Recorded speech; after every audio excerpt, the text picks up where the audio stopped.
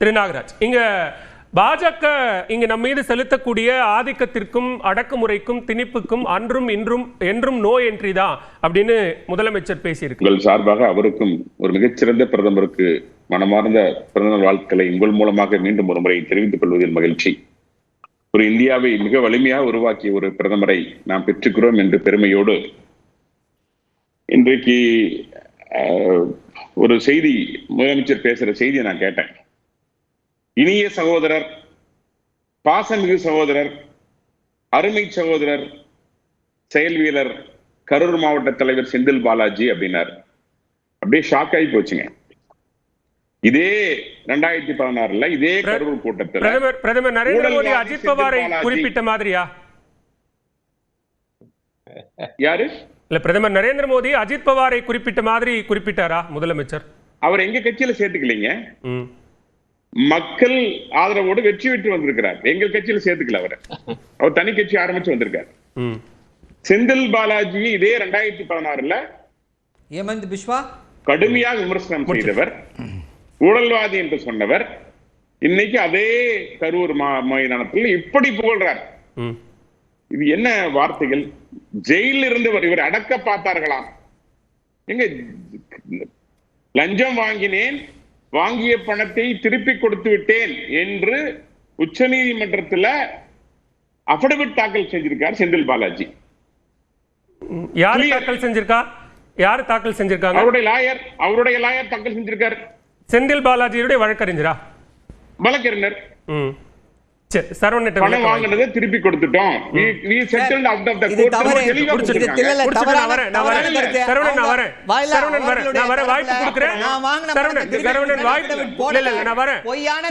நீங்க பதில் சொல்லுவீங்கன்னா நான் சொல்றேன். இப்ப இல்ல, உங்க சுற்றுல உங்க வாய்ப்பு வரும்போது சொல்லுங்க சார். அவர் பேசி முடிக்கட்டும். நாகராஜ்,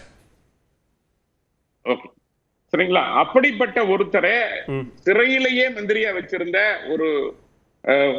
ஒருவரை முதலமைச்சர் இன்னைக்கு பேசுறது மிக உண்மையிலேயே அதிர்ச்சியான விஷயம். சரி, முப்பெரும் விழா எப்ப கொண்டாடுனாங்க? பெரியாரை கேளுங்கள் அப்படின்னு ஒரு புக் எழுதியிருக்காரு நம்ம கருணாநிதி அவர்கள். அதை படிச்சு பார்த்தா பக்கம் 21 தெரியும் யாரெல்லாம் எப்படி இருந்தாங்க அப்படிங்கிறது.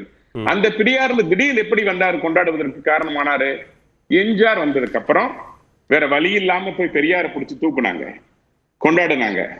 அதுதான் இன்னைக்கு முப்பெரும் விழாவாக இன்றைக்கு மாறி நடந்து கொண்டிருக்கிறதுங்கிறதான் வரலாறு. அப்புறம் கொள்கை கூட்டணி நம்ம நாகராஜ் அவர்களுடைய கருத்து. இது நாகராஜ் அவர்களுடைய கருத்து. இது வரலாறு இல்ல, வரலாறு இல்ல, வரலாறு. இது நாகராஜ் அவர்களுடைய கருத்து. வரலாறு தானுங்க. எப்படி பெரியார் வரலாறு இல்ல, பெரியாரை நாகராஜ் பேசக்கூடிய இந்த கருத்து உங்களுடைய விமர்சனமா வேண்டாம் இருக்கலாம், உங்க கருத்து. ஆனா இது வரலாறு தான் சொல்றேன். அவரு பதில சொல்லுங்க. இந்த முப்பெரும் விழா எப்படி வந்ததுன்னு அவர் பதில் சொல்லுங்க. இதே பெரியாரை நீங்க வைத்த விமர்சனம் என்ன? பெரியார் குறித்து என்னெல்லாம் பேசுனீங்க? அவர் என்ன உங்களுக்கு குறித்து பேசினாரு? திடீர்னு பெரியார் எங்க வந்தாரு? விமர்சனத்தின் அடிப்படையில சில கேள்விகளை சில விமர்சனத்தின் அடிப்படையில சில கேள்விகளை முன்வைக்கிறீங்க, அதுக்கு பதில் வாங்கிக்கலாம். ஆனா இப்ப பெரியார் வந்ததுல பாஜகவுக்கு என்ன எங்க சிக்கல் வந்துச்சு?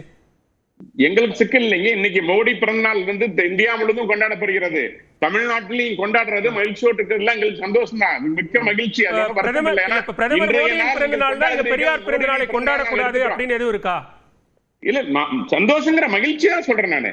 ஆனால் கொண்டாடுற காரணம் என்னன்னு சொல்றேன். இன்னைக்கு செந்தில் பாலாஜி குறித்து வெளிப்படுத்துறீங்க, மாறா எங்கேயும் மகிழ்ச்சி வெளிப்பட்ட மாதிரி தெரியல. இல்ல, செந்தில் பாலாஜி குறித்து முதலமைச்சர் பாராட்டி பேசுவதற்கும் பெரியாரை நீங்கள் முப்பெருவிழாவாக கொண்டாடுவதற்கும் ஏதாவது வித்தியாசம் இருக்கான்னு தான் கேட்கிறேன். இதே திணிப்பிற்கும் ஆதிக்கத்திற்கும் அன்றும் இன்றும் என்றைக்கும் பாஜகவுக்கு நோ என்ட்ரி தான் அப்படின்னு முதலமைச்சர் சொல்லி இருக்கிறாரு. அப்படி ஏதாவது என்ட்ரிக்கு பாஜகவுக்கு வழி இருக்கா? என்று நாங்க இன்னைக்கு மோடிஜி அவர்களுக்கு கிடைத்திருக்கின்ற வரவேற்பு, கிடைத்திருக்கின்ற பாராட்டு, கொடுத்திருக்கின்ற அமோகமான வரவேற்பு, இது எல்லாமே எங்களுக்கு கிடைச்ச மிகப்பெரிய வெற்றி தானுங்க. இன்னைக்கு மிகப்பெரிய உலக தலைவராக மோடி அவர்கள் வந்திருக்கின்றார்கள். தமிழ்நாட்டில் இன்றைக்கு பேசுகின்ற ஒரு கட்சியாக, 35 ஆண்டு காலம் பேசுகின்ற கட்சியாக இருக்கின்ற அண்ணா திராவிட முன்னேற்ற கழகம் எங்களோடு கூட்டணி அமைத்திருக்கிறது. இன்னைக்கு டெல்லி சென்று அவர் ஆக்சுவலா 4 நாள் முன்பு திரு மரியாதைக்குரிய எடப்பாடி பழனிசாமி அவர்களை சந்திக்கின்ற வாய்ப்பு எனக்கு கிடைத்தது. கோவையில சந்திச்சோம்.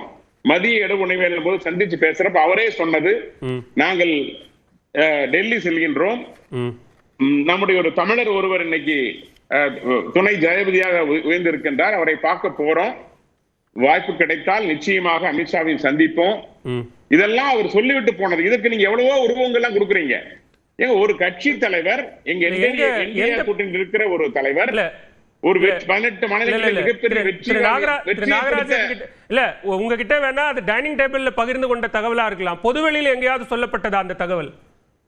பாருங்க, அது அதான் சொல்றேனே, ஒரு கட்சி தலைவர் இங்கிருந்து டெல்லி போறப்ப போய் பார்க்க கூடாதுங்கிறது என்ன விதிங்க? யாரும் பார்க்க கூடாதுன்னு சொல்லவே இல்லையே.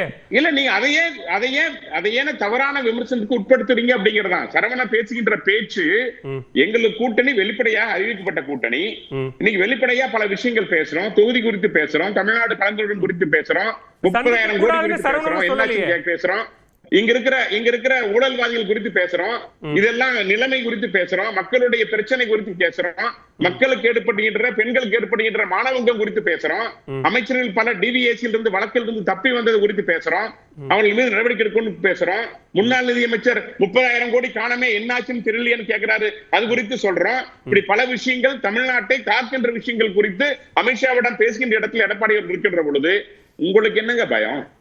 நீங்க கதறீங்க.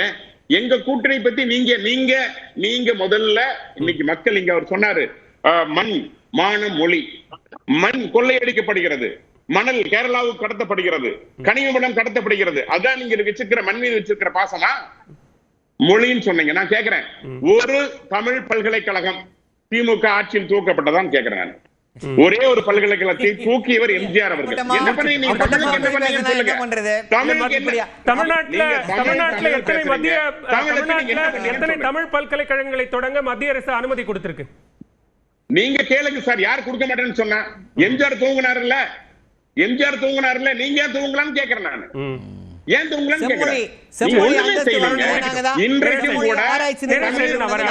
கூட தமிழ் என்று பேசுகின்ற நீங்கள் இன்னைக்கும் கூட தமிழ் கட்டாய பாடம் இல்லை.